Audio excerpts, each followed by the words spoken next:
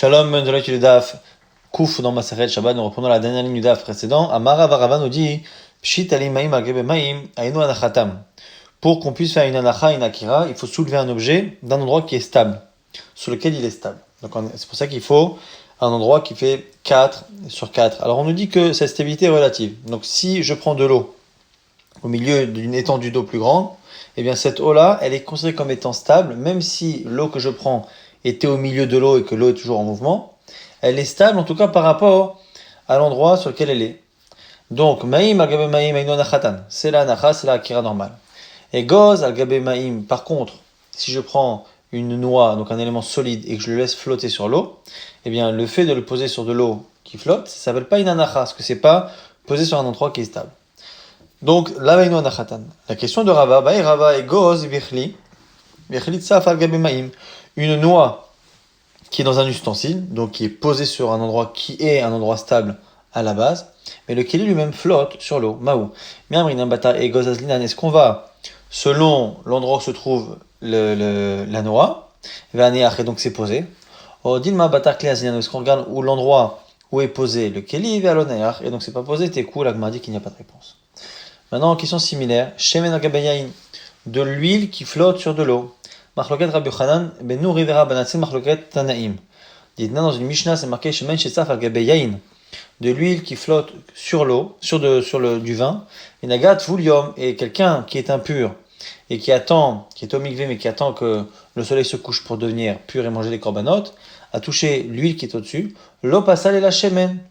Selon Tanakama, selon Chachamim, il n'a pas rendu impur le vin, seulement l'huile qui est au-dessus. Et Rabbi Yochanan ben Nuri Omer, Shneem, Chibour Zelazé, que les deux sont finalement liés. Et cette marloquette qu'il y a, est-ce que l'huile est considérée comme étant liée à ce qu'il y a en dessous, ou est-ce que ce sont deux choses différentes?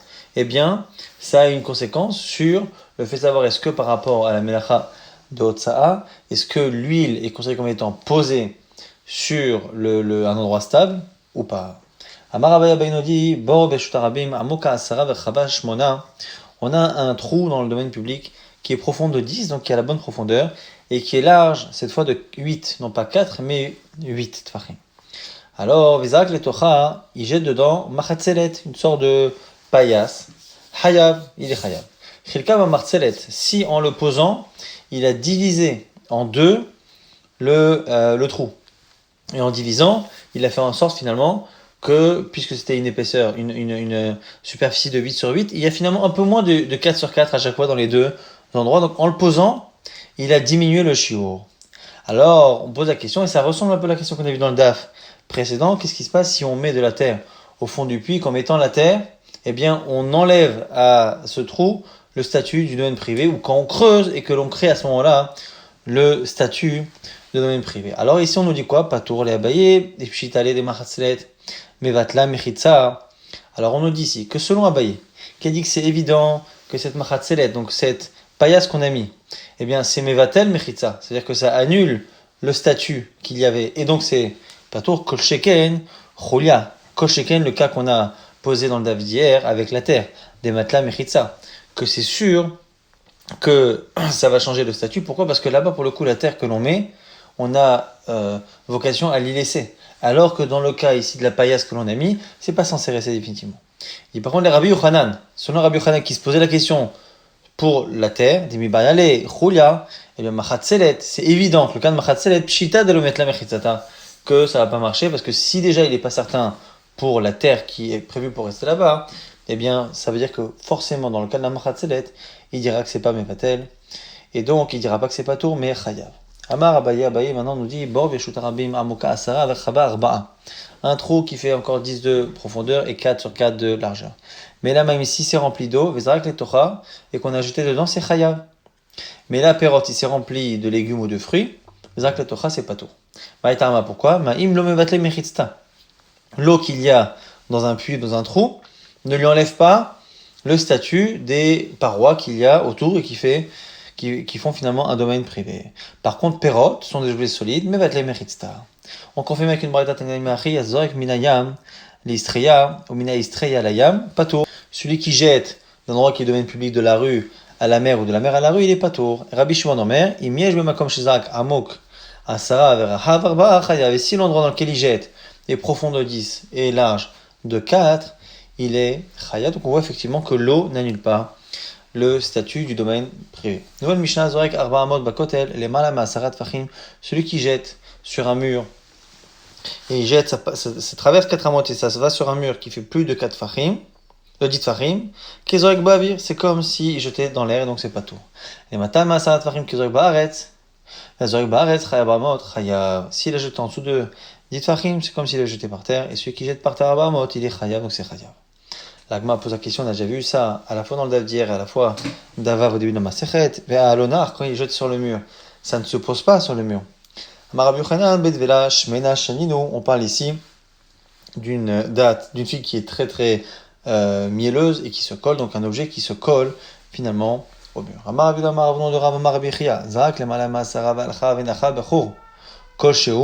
Celui qui a jeté au-dessus de 10 et que l'objet s'est glissé directement dans un trou, eh bien, on arrive à la marloquette Rabbi Meir et Rabbanan. Pourquoi?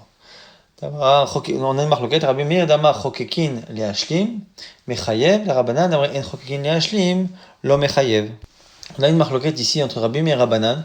Est-ce que quand on est dans un trou qui n'a pas exactement la superficie dans le fond qui est nécessaire, mais qu'il y a la place pour que l'on élargisse le trou pour y arriver, est-ce qu'on dit qu'alachiquement, on imagine que c'est comme si c'était déjà élargi et donc c'est un domaine privé ou pas? Et cette marloquette-là, on la retrouve ici. Donc les Rabbi Medam Machokin Ashlim Chayev, les Rabbanan Amrain Chokin Ashlim Lo Mechayev. Selon Rabbanan qui disent qu'on ne fait pas cette réflexion-là mentale halachique, c'est pas Chayav. Tanya Mechon confirme effectivement dans une braïta que notre situation-là est liée à cette marloquette. Zak, les malama Sarah, Balcha, Venacha, Bechor, celui qui jette au-dessus de la Sarah, et ça vient se glisser dans un trou qui est dans le mur, Koshu qui a une petite dimension, Rabbi Meir Mechayev, Chachamim Potrim.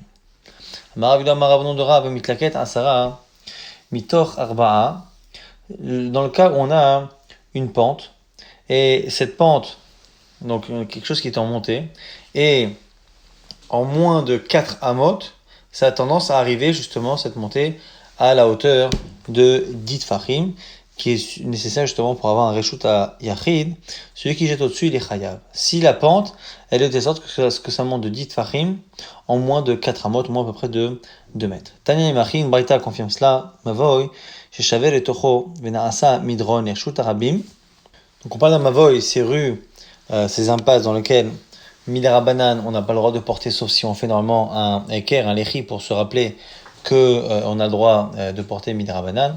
Eh bien, lorsque l'on a ce Mavoy là, qui est justement en hauteur par rapport à la rue, Nasa Madron et Shutarabim, au Shavel Shutarabim, ou qui est au même niveau, Nasa Midron et Toho, mais qui est à l'intérieur, à un endroit qui est en hauteur. Il n'y a pas besoin de mettre ni les chiv et kora, donc il n'y a pas besoin de mettre ces poutres et ces systèmes de mémotechniques pour se rappeler qu'on est dans un mavoy.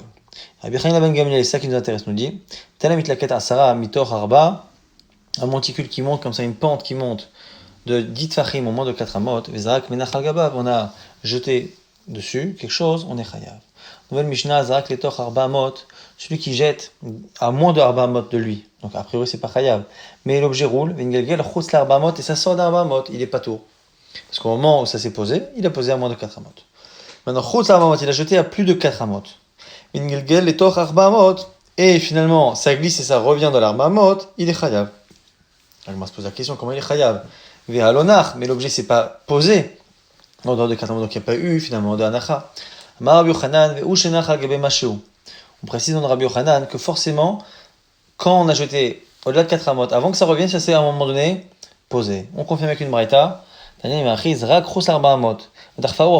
cas où il a jeté au-delà de 4 amot, et le vent l'a retenu en l'air un instant, qu'après le vent l'a ramené, donc on a un vent contraire qui bloque l'avancée, qui le laisse en l'air jusqu'à ce que le vent finalement le ramène. Patour, dans ce cas-là, il est patour. Si le vent, la première cas, excusez-moi, c'est d'abord le vent qui l'a ramené directement. Si par contre, le vent l'a maintenu d'abord, machéo. Après que ça revient,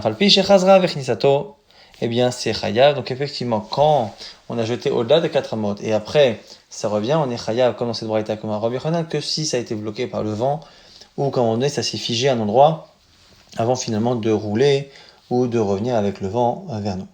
Amar Rava, Rava nous dit, Tor shlosha le Rabbanan, tsarich anacha al gabe masheu.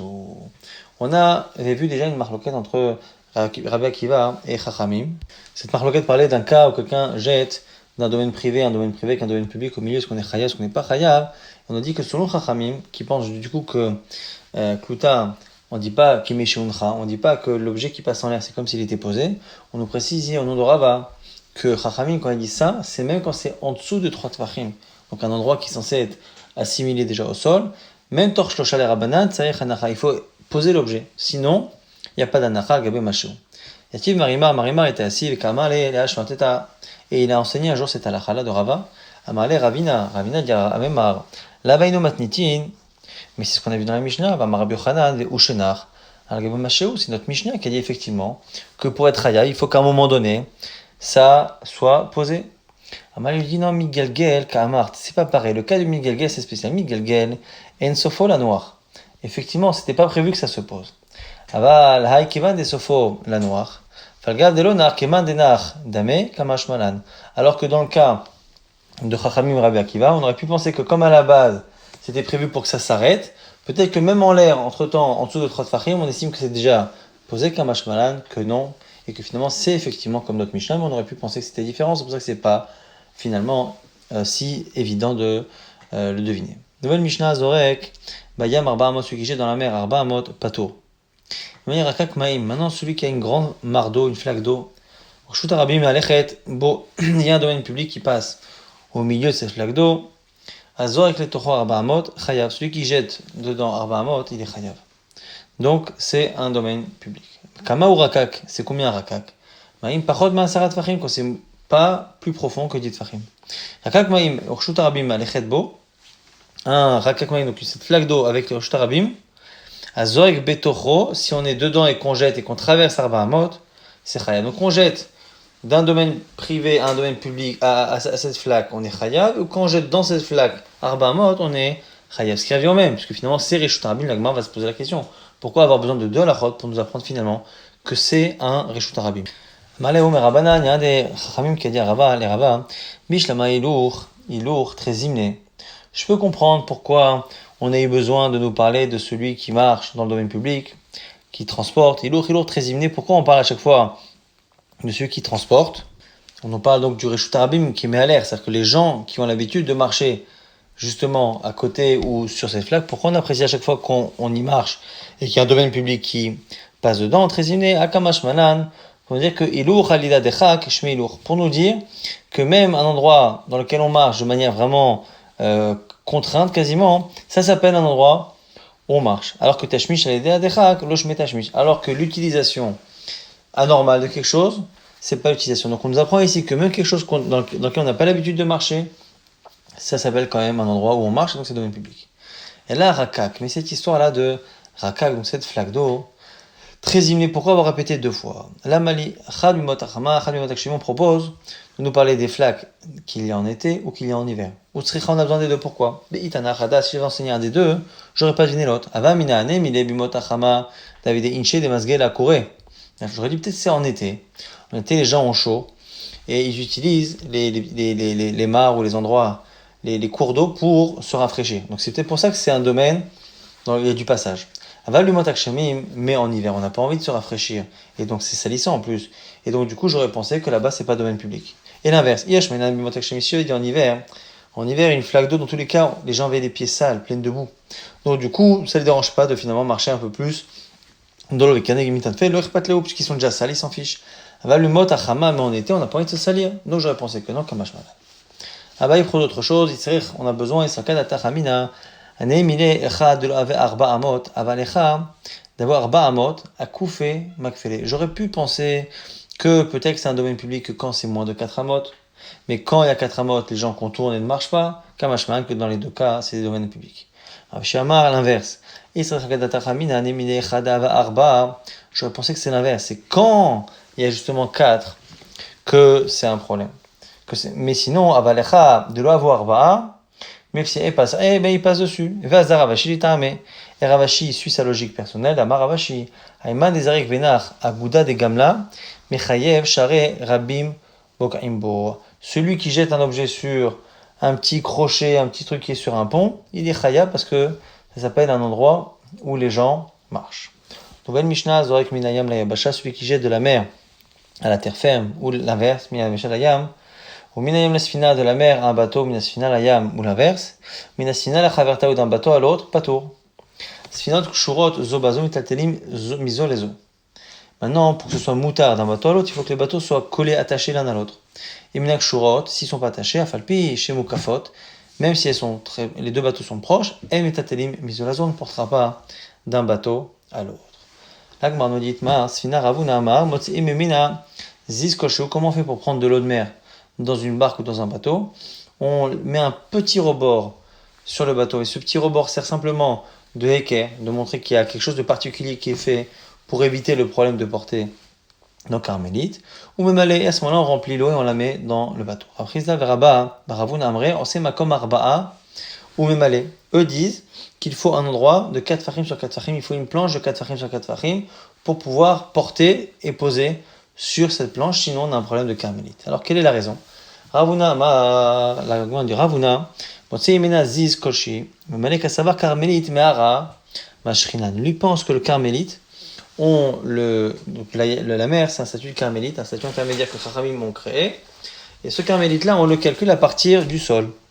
Et à partir du sol, jusqu'à dit fachim, au-dessus de dit fachim 1 mètre, on considère que c'est devient un makom tour. La vira makom tour, et donc au-dessus c'est tour, et donc le bateau se situe la plupart du temps au-dessus. Au Bedin, au Déziz, Namil Oliva. Et donc en réalité on a besoin de rien, et même cette petite excroissance qu'on a demandé de mettre sur le bateau, qui est qu'il avait les heker, c'est simplement pour faire un heker, pour se rappeler qu'il y a quelque chose. Chizda, Verava, Baravuna ne sont pas d'accord, pourquoi? Alors on sait makom arba'a memale, pourquoi il faut une planche de 4 sur 4. Ça va, carmélite, misfat, maya, mashrina. Eux pensent que le carmélite de la mer, on le mesure à partir du niveau de l'eau. Et du coup, ara, simirta, c'est comme si c'était assez proche du bateau. Il a avid makom arba'a, mais carmélite yashuta yachid. Et donc, du coup, ça s'appelle que tu portes du domaine carmélite à un domaine privé. Et donc, c'est un problème. Amale Rav Nachman, Rabba, Baravoa. Ou le Ravuna, Damar Motsi et Menazis Kolchou Memale Zinin Delika Asara. La Gemara pose la question sur le premier avis, qui pense que on mesure depuis le sol, peut-être qu'on peut se retrouver dans un moment donné, dans un endroit où on est quand même en dessous de dit Fachim, et donc du coup c'est possible qu'à un moment donné, on se retrouve à portée de carmélite, à domaine privé, ça soit Midarabana, mais comme tu as dit, mais carmélite Yachouta Yachid. On nous dit non, parce que les bateaux, on a une halakha de base qu'un bateau ne va jamais dans un endroit qui n'est pas plus profond que dit Fachim. On m'a dit oui, mais tout le bateau n'est pas au même niveau. Amorasha, Itla, Amar Safra, Gishushe, Azlekama. Les gens qui dirigent le bateau font attention qu'il n'y ait pas un seul endroit du bateau qui puisse être dans un endroit qui a une profondeur de moins de dit fachim, et donc du coup, pour le coup, on est toujours bien au-delà de dit fachim, c'est la raison pour laquelle il n'y a pas de rachage que l'on porte de carmélite à Reshut Yaris, selon ceux qui pensent que le carmélite se mesure à partir du fond de l'eau.